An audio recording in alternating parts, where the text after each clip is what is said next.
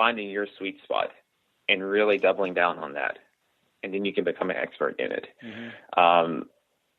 And then also, I don't necessarily pay attention as much to critics because I'm really focusing on serving the people I work with, the potential readers that are going to come to my stuff. So I really just focus on those things because that's in my control, and I can't really control the outside world. And if I try to control all these external circumstances, that really just brings more anxiety to me.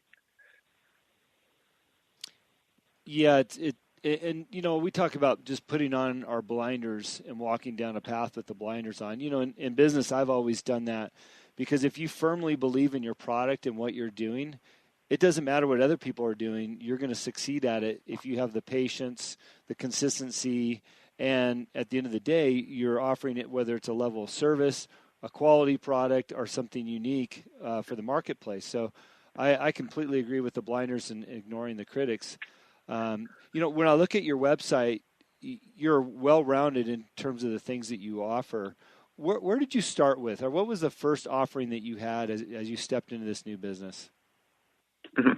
I started at a gym, just personal training. Mm-hmm. I was getting paid practically zero amount if you look at it the big picture, because I was working at a commercial gym, and the gym takes a huge percentage of the cut because they're kind of feeding me clients and I guess providing that security blanket.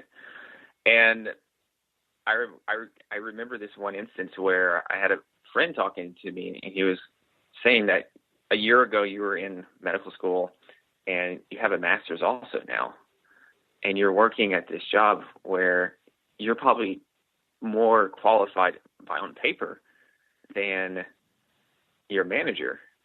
And I told him quite simply that, papers can only take you so far. That's one thing, but experience, it doesn't trump experience. Experience is what matters. And you also kind of look at it that you're taking an apprenticeship. And if you look back at a lot of our greatest artists and businessmen, they've had some sort of apprenticeship that they went through. Uh-huh. And so I really learned from those guys the nuances. So I was well-versed in the sciences, but I had to learn how to talk to people, how to listen to people, how to see the world through other people's eyes, because I was very academic and I couldn't really communicate to the everyday person who doesn't know all of this health and fitness lingo, nor is interested in it. Yeah. Now, with that being said, let's break down a little bit of what you do. When you talk about human performance consultant as a title, mm-hmm. what does that mean to our listeners and people that you work with? Because I'm fascinated by athleticism and being healthy, not only in our diets, but also physically, especially as I turned 50 last year, and what it's done for me in my own business. And I believe that that's what you're providing, but I'd love to have you break it down. Mm-hmm. Well, okay. So on the scientific side, I'm very into epigenetics and taking someone's genes and kind of basing a entire health and wellness plan based off of that. And then practically speaking, I help organize and systematically provide the systems, the structures, and the strategies for how to integrate this data that we have into your specific lifestyle, mm-hmm. and to have you functioning pretty much automatically to automate your health. And so it's a combination of just the science and then the strategies. And when I think of human performance, I think a lot of people just think of athletically, but I'm also thinking that we're performers in other areas of life. Some of us are husbands and fathers. Some of us have to lead every day. And so kind of what you eat, how you sleep, and the way you treat your body affects all these other areas of life. And so It's all integrated. Interesting. And so by putting that together, what are some of the successes that you've had with your clients? Oh man, it's been some unique ones. I've had one lady, she quit her job and somehow she found her calling through the process of taking control of her health and emotional eating, which was very interesting to me. And so she ended up quitting her job and starting her business. Another individual, he had a business breakthrough, and it wasn't necessarily I don't really give business advice. I still consider myself a teenager in the business world. But I think what helped there was how he got organized, where he just didn't make random decisions with his food, but he actually had a plan. He planned his week out in terms of food, kind of what's his strategy going to be when he gets ready to travel, what's his strategy going to be, and he's going to follow those things. And we created basically blueprints or documents to kind of help him stay on track with that. And so it's the body transformations are they're wonderful. I love seeing those, but I'm really fascinated, and I love seeing those kind of things where somebody finds their passion in a job unexpectedly, or they have better relationships with their family because now they're getting more organized. So those are the little things, the intangibles, as I call them. Mm-hmm. So looking at your overall business, it looks like you've had some building blocks from, as you said, you started in a box store gym and doing some training there and then out onto your own. But, I see you've got corporate wellness programs. You've got a book out. You were telling me before the show that you've got a podcast coming out. How and why do you start to make decisions about expansion and doing other things to your portfolio? Well, I have a vision I read every morning, a big vision, way down the line. Mm-hmm. I think some people call it a moonshot. And then I basically just break it down. So I look at my big vision, and then I think about, well, what can I do today? Where do I need to do right now to get closer to that? And it's really just steps along the way. And it's callings that I feel. So I'm very intuitive with that part. And so I just feel that, with the podcast, I've gotten to do a few podcast interviews, and I'm fascinated by how much of a connection that you can make with listeners through listening, and it's much quicker at times than writing. Mm-hmm. And so it's a challenge for me too. I like to try new things just to keep myself growing. Like one of my key pillars in life is just to grow and constantly evolve. And so that's one of the big reasons. And like I said, the other one is it's just part of my big vision of where I see myself and what I want to do. And it's just necessary steps that I need to do. Yeah. Do you want to tell the audience what your big vision is down the road, or what that goal is? Yeah, I believe that human potential is limitless, and I believe that we're going to be living much longer as human beings. So we need to exponentially, increase what we think we can do. So right now I'm wanting to influence and help 1 billion people, and also later down the road get involved in some kind of charity activities. Mm-hmm. I love, especially as we're heading into 2019, we're day 4 here, that you've got a big goal, but it's a goal that's existed, it sounds like, for some time now. It just didn't come about in the last 4 days. And I'm a big proponent about having big life goals and then building up to that, as you suggested, adding the building blocks in your business, on your website, and the things that you offer, all working towards that bigger goal. And I couldn't encourage people enough to start that process now. Dream big, because if you write it down, what you believe is what you'll achieve, is what I always say on the show. And I think based on some of your successes, you're a testament to that exact process.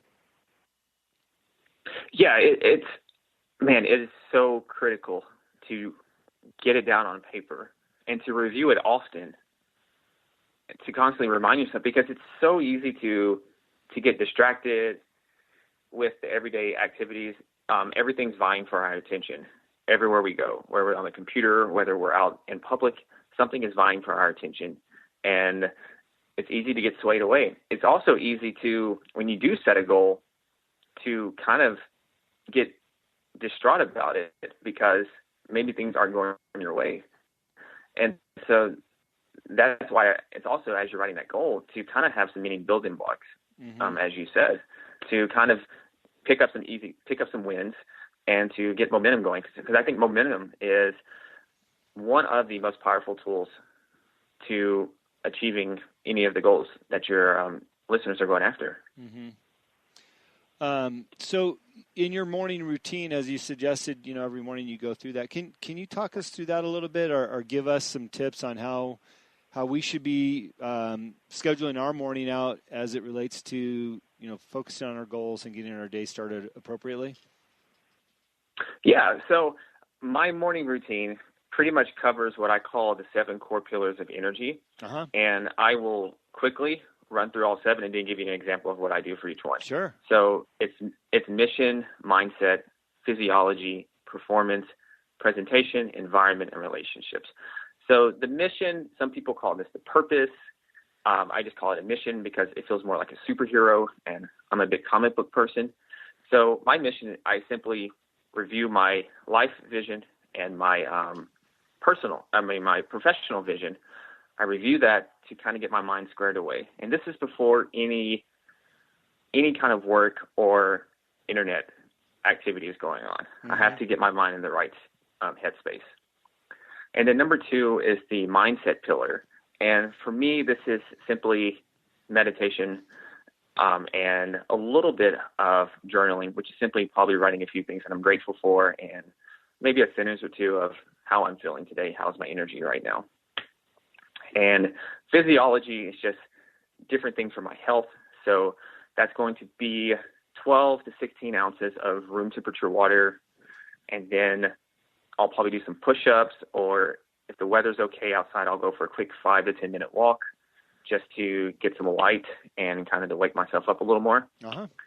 And performance that's a few different things. For me right now, I'm not married or anything.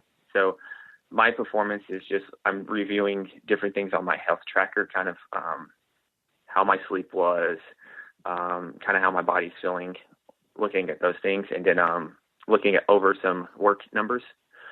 And presentation is all about, it goes beyond just looking at kind of how your body's looking, but also, once again, this is looking at kind of like your feeling how your posture is and how you're showing up to the world. And environment is basically looking at like your space. How's your spacing? Is it clean? Is things where they need to be? And a whole other host of issues. And relationships. So for me, this is really just getting into my world once again and seeing how I'm doing with the relationship with myself. And then it's also with me. I usually checking in with my parents first thing. And for others, it will be with their family. And so these pillars are very flexible. It's kind of up to your own interpretations. But the main thing is to realize that all of these things play an effect on your energy and your overall health. Uh-huh.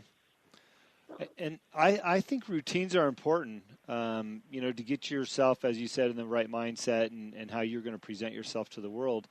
I don't think enough of us can place an importance on what our routine is before we walk out the door. Listening to what you do, I feel like a train wreck. I get up and head straight for the coffee maker. I'm already on social media. I'm looking at emails. I haven't even opened my eyes yet. Well, I think it's learning through trial and error, and I think that's one thing that I would advise your listeners is that there's a lot of morning routine articles out there, and then you might even hear mine and it's like, oh my goodness, but we're all unique, and it's whatever gets you ready to attack the day in your best state. So whatever that is, and I like to look at these things as things to try. So when I was first getting started, I tried other people's. I looked at there were some things I liked and some things I didn't, and then I just tweaked mine. Mm-hmm. And I know my personality. So without structure, I'm a train wreck, and I'm a procrastinator, and nothing will ever get done. Yeah. So that's kind of why I need a lot of structure. Well, it also sounds like you've taken the time to understand your strengths and weaknesses. Like you said, you need the structure. So you put together a morning that gives you the structure you need to get off on the right foot. And I think we all need to take the steps to understand our own strengths and weaknesses and flesh